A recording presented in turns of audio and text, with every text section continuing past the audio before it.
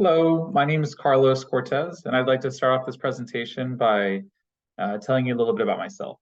So I currently am employed by my local city government. I work for the city of Oceanside as a management analyst in the water utilities department, and I have a background of experience over a decade in data analysis and managing analytical projects.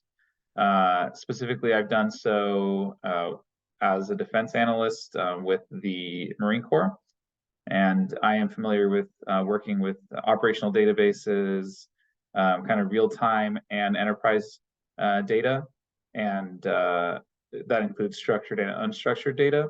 So I've always been fascinated by finding trends in information. And so I took this course at Savvy Coders, this data analytics and Python course, to take advantage of some of the technical skill sets that I know are out there and to really hone them in for my own. And I am really proud of the work that I've been able to do here. And I've been, enjoyed the course and enjoyed the instructors and everything that we've been able to do in the past 3 months. And so hopefully this is a good representation of the ground that we've covered and kind of what we've learned. Now, for my capstone project, I wanted to look at California's water status, and really specifically, just some background on that. I said I work for the water utilities department, and I am passionate about water resources. Specifically in California, I find it pretty fascinating that as a population of the state, we have really kind of developed half of our metropolitan areas in essentially a desert. And so essentially half the population of California does live in a desert. And we've grown with these systems that convey water both from the Colorado River and from the north. Just a little bit more background. Generally, California receives water in the north and east in the mountain ranges. And again, half the population is located in the south in what is essentially a desert. So resource sustainability is very important to me. And so here's essentially the capstone question. Is California's water supply optimized to respond to changes in supply and demand? And these are long-term changes, climate change, and then also water conservation trends. It's kind of hard to measure in the scope of this class, but what I wanted to take a tangible deliverable. And so for that, I wanted to create this metric that can be used to kind of measure the status of the resiliency of the water supply. And so that is total reservoir storage capacity divided by the respective year's annual water supplied. And that equals years of supply on hand. Specifically, I'm talking about the state water project in California. There's a few other water projects and water storage and conveyance methods, but this is really the largest main state-owned one. And kind of some interesting tidbits about it is that this state water project is an absolute engineering marvel, and it's the largest water storage and conveyance project in the country and also competitively in the world. Before jumping into the project, I'd like to discuss a little bit about how the Agile method helped during the course of this project. During the course of this project, for the second half of the class, I was the Scrum Master, and so that really meant that I got to work closely with the team and making sure we stayed on timelines and that we were completing tasks as expected. And for that, we used kind of some core methodologies. You can see on the left here, it's a burn down chart, and that shows essentially the timeline and also the tasks that we were completing, with the right where it touches the axes being the full completion. Another method that we were using with good results was using the Jira timeline. Jira is an Atlassian tool, and we were using this to, again, track our progress. And we were doing this in roughly 3-week sprints. So we would start a sprint with certain items in it, and we would have to make sure that those were getting completed on time. And those were both learning coursework and also progress points along this capstone. So some of the methods that we used also were the daily Scrum meetings. So we held every day for 15 minutes, roughly 50 sessions of Scrum meetings where we got caught up on discussing blockers, and we were able to assist each other.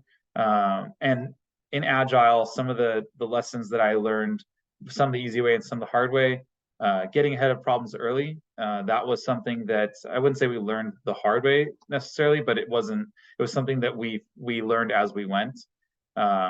We had a lot of us were balancing work and life, and so getting ahead of problems early was definitely important to us, and one that we didn't necessarily have to learn, but was more just a collaborative, natural trait of our group, is that we quickly found each other's skill sets, and we were able to leverage those and delegate out tasks.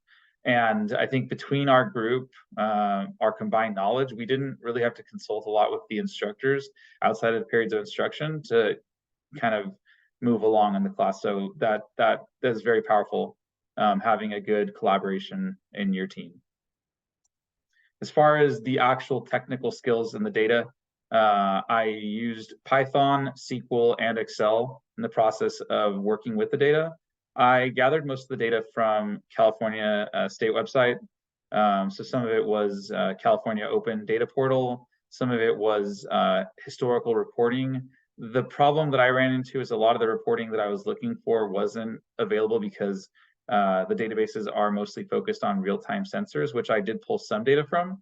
But really what I was looking for was historical trends in allocation and water supply too. So for that, I was pulling a lot from PDF reports, big publications. And so I had to learn how to convert PDFs into tables in Excel. I'm going to pull up my Python here.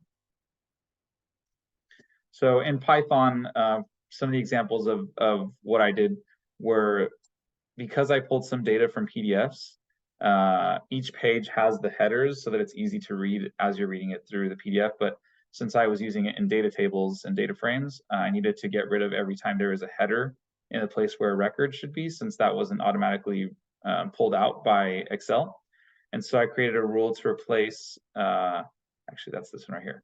I created a for loop to replace every time that the record within a column shared the same name as the column header, because that meant it was just a repeat of the header itself. So I replaced that with a essentially a null value that I was going to drop later.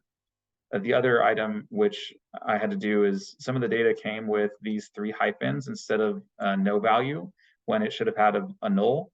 So I had to replace those. I used this formula or this script to replace those in place in the data frame. So those were some skill sets that I used. As far as SQL, I did run into one problem that I found interesting, and then I was very pleased with the result of how I was able to wrap it up. Some of the data that I found was named kind of differently, and I needed to join them along the reservoir names, because not all of them had these IDs as I was finding them.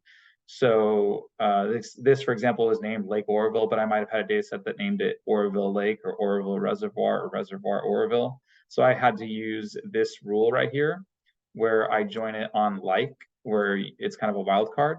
I join 2 tables where they're like each other, and so that got me a good portion of the way. And again, that was something that I found very valuable, because it would have taken a lot more time to do that without this this training. I also used Excel pivot tables and created calculation columns in SQL. Again, all these skill sets were very helpful in gathering, cleaning, and wrangling the data. Now, getting into the project itself, as I discussed before, water is one of the fundamental resources. It's life itself. You can't really get very far without it.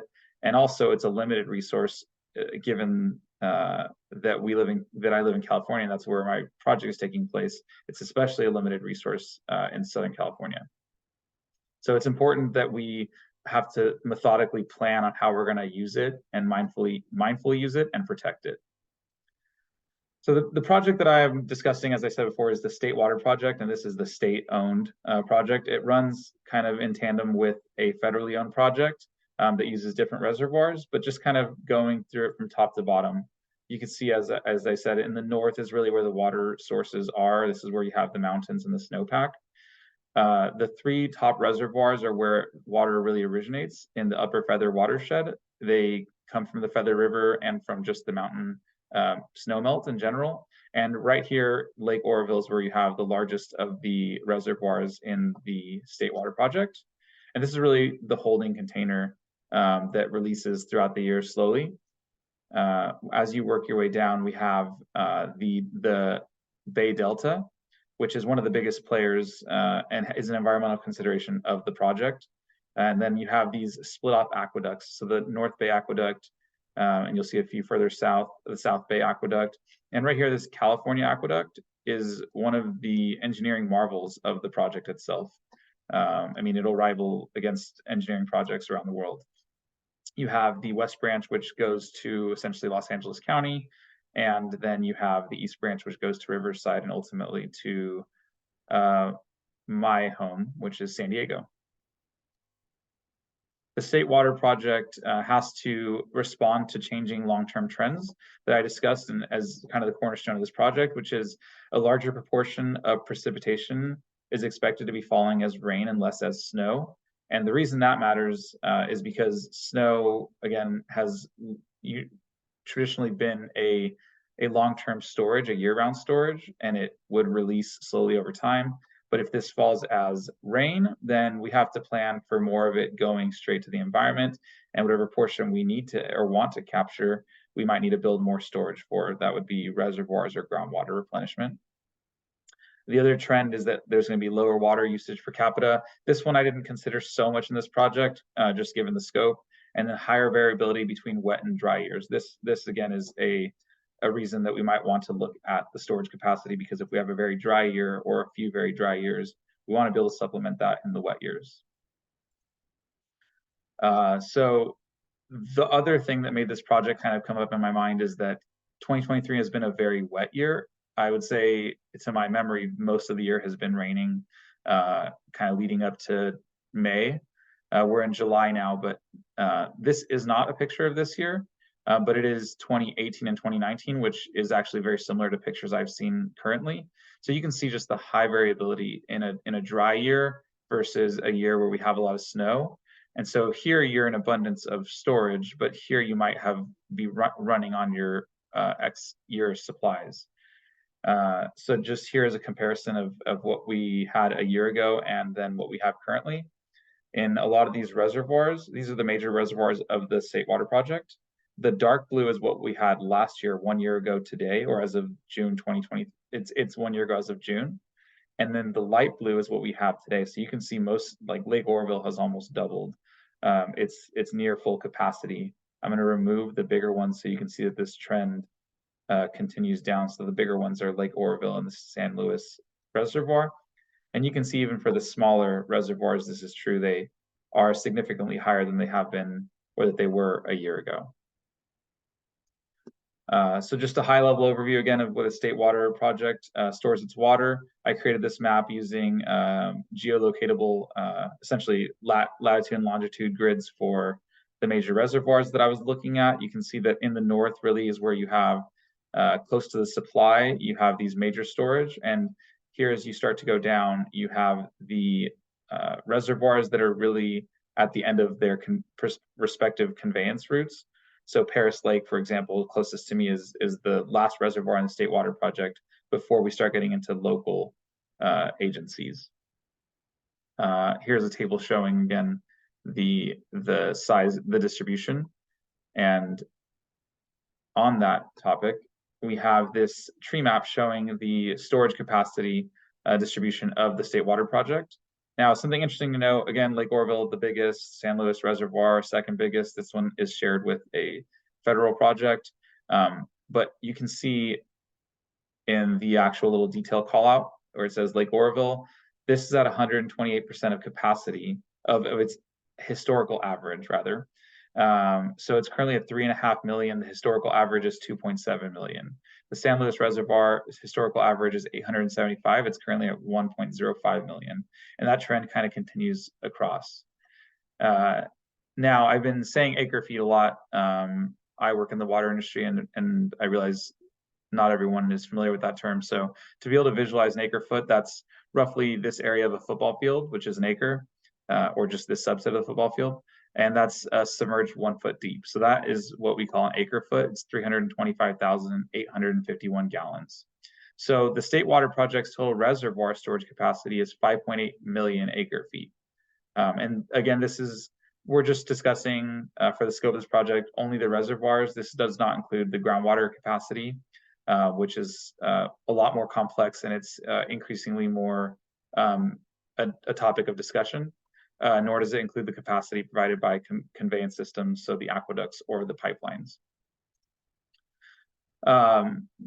Little background on how the State Water Project supplies its water. It essentially has what's called Table A allocations, and that's what it supplies. It has 29 local contractors, and those range from as big as the Metropolitan Water District, which has in the tens of millions of population that it serves, to local water districts that have in the low thousands or hundreds. And those 29 agencies form up what is this dark blue area, which is their requests. So this hasn't varied too much since 1995. At that time, it was 4.1 million acre feet that the total 29 agencies requested. And in 2023, it's 4.172 million. So not that much variability here, but what does change a lot, and again, relates back to the variability in wet and dry years, is how much of that contract the State Water Project can meet and how much it's allocating. So you can see there's a lot of variability between some years where it can meet, because it was a wet year, where it can meet most of the demand that's requested. And there's times where 2014 and then 2021 and 22, where it can almost not meet demand at all. And these local agencies that are requiring are depending more on their local resources, which is a topic that can definitely be researched in a different project. But as you can see also here, 2023, it's spiked up. This number, or this is a smoothed average. It's really at 100% allocation currently. So it should be touching that blue line. So this is, the demand is 4.17 million roughly in 2023. And the historical average is that the State Water Project provides 2 million acre feet roughly per year to its contractors. So this is that second part of the equation, the amount that's provided. So here's the findings. Based on the total storage capacity, we found that there's 5.8 million acre feet in storage in reservoirs alone in the State Water Project. And we also found that roughly 2 million acre feet is what per year is supplied is allocated. And that with that math, we have 2.9 years of supply on hand. Now that's how much water can be stored in the reservoirs. And I don't know if this number is in use. I didn't find it in use necessarily in the greater water community and the industry.